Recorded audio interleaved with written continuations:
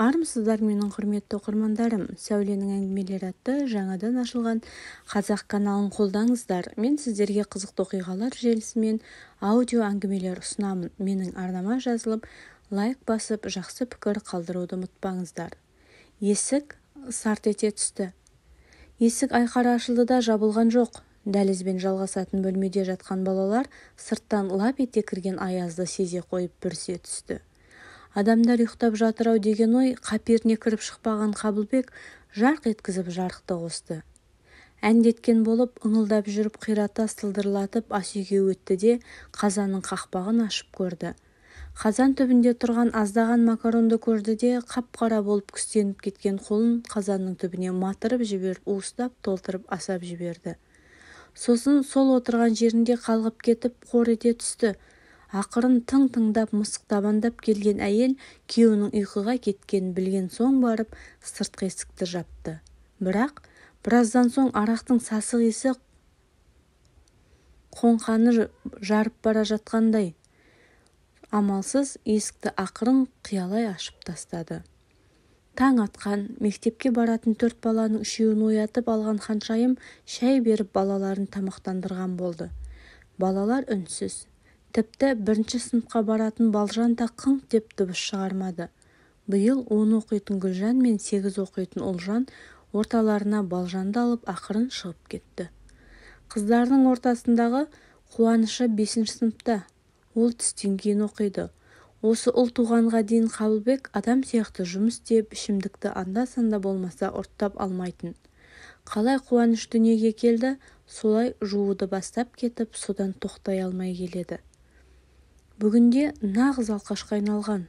Қуаныш пен Балжанның арасында күйеуінің тепкісінен бір баланы түсірді. Балжан туған соң да ішуді үдетпесе кемітпеді. Бұрын жұмысы барда ақша сұрамайтын. Жұмыстан шығып қалған соң Ханшайымның нағыз сорына айналды. Ауылдағы аядай медпункттің едені жуып тапқан ақшаға жармасатынын қайтесін арсыздың. Ханшайымның әке-шешесі бұл мектеп бітірер жылы тойға шыққан біраз туыстарымен бірге жол апатына түсіп қаза болған. Үйді сатып, қалаға оқуға кет деген мұғалімін тыңдамай, ата-анамның ошағын өшірмеймін деп ауылдағы қалғандығысы мынау.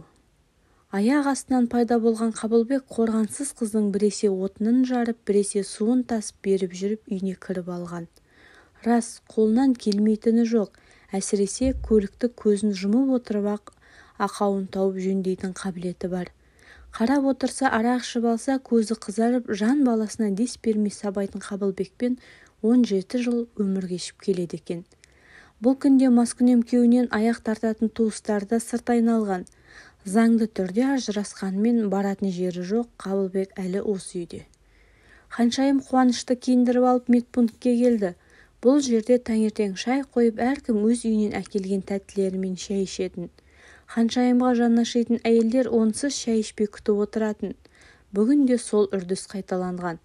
Ханшайым шай дастарханына Қуанышты отырғызды да өзі жұмысқа кіріскен. Көптен бері прәндік жемеген Қуаныш асап жеп отыр. Бір кезде бір оқушы құлап қалыпты деген суыт хабарды естіген соң дәрігерлер мектепке кеткен. Іле-шала пунктке қайта телефон соғып құлап қалған Ханшайымның кіші қызы Балжан екендігін айтты.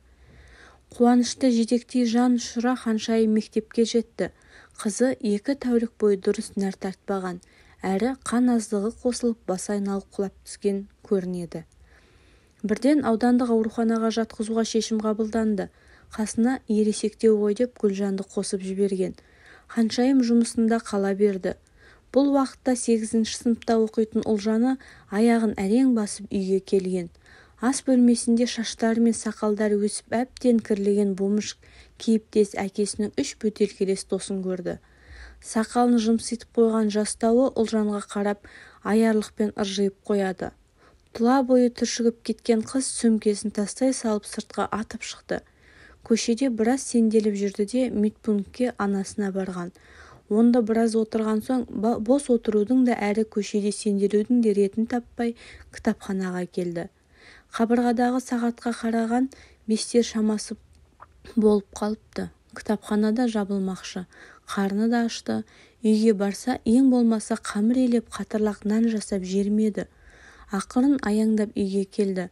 Бағанағы бөтелкелестері кетіп, әкесі жалғыз екен. Қуанып кеткен Ұлжан дастарханда тұрған шошқаның майы мен пиязды көріп жиіркеніп тұрса да, аш тұрған асқазанның қалауымен шайнамай жұтқан. Аздап болса да әлденіп қалды. Тықырлаған дыбыстан көзін аларта ашқан Қабылбек қызына жұтына қарайды. Қалай байқамаған, кәдімгідей өсіп қалыпты. Басына арам ой сап ете түсті де, ол қызына іш деп арақты қинап бере бастады. Баяғыда аналарын да солай қолға түсірді ғой. Ой Дәурен-ай десеңші. Көзі қарауытып қызына бас салған Қабылбектің маңдайына қада темір сарт ете түсті. Қабылбек сылқ етіп жерге құлады. Ұлжанның артынан іле-шала үйге кірген Қуаныш бәрін бақылап тұрған еді. Не болып, не қойып жатқан түсінбесе де, әкесінің қылығын күп көрмеген балақай қада темірмен бір салған. Әкесінің құшағынан сытылып шыққан Ұлжан Қуаныштың қолынан ұстап сыртқа қарай қашты. Қара қанық бұрқ ете түскен Қабылбек ессіз еденде қала берді. Медпункттің еден жуып болып қалған Ханшайым қыстың көзі қырауда жалаңбас сырт киімсіз жетіп келген екі баласын көріп шошып кетті. Мән-жайды естіген соң қасына полиция мен дәрігерлерді ертіп үйге келген.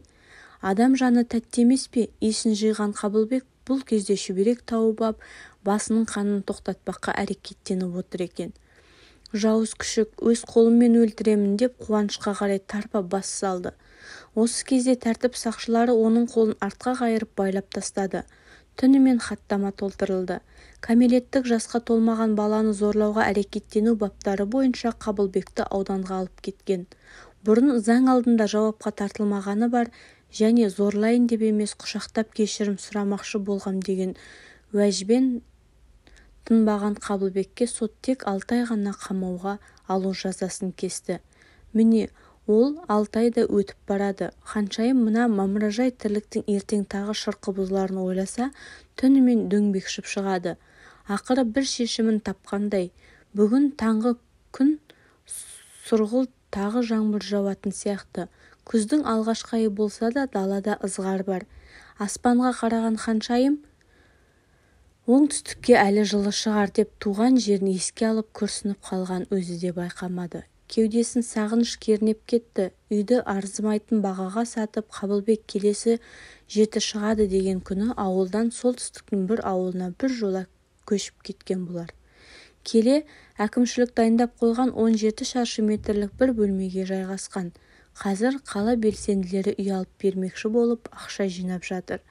Тағы сәл күте тұрса, жиналған қаржы 3 бөлмеге де жетіп қалар. Ханшайым аспаз мамандығында машықтанып жүр. Бұл дүниеге келгенде ата-анасы қызымыз Ханшайымдай өмір сүрсін деп есімін Ханшайым қойған екен. Бірақ ата-анасы қайтқан соң өмірі тозаққа айналғандай болған еді. Бүгінде мама қаздай болып балаларымен жылы үйде шүпірлесе жатқан Ханшайым бұдан асқан бақыт бар дегенге сенгісі келмейді.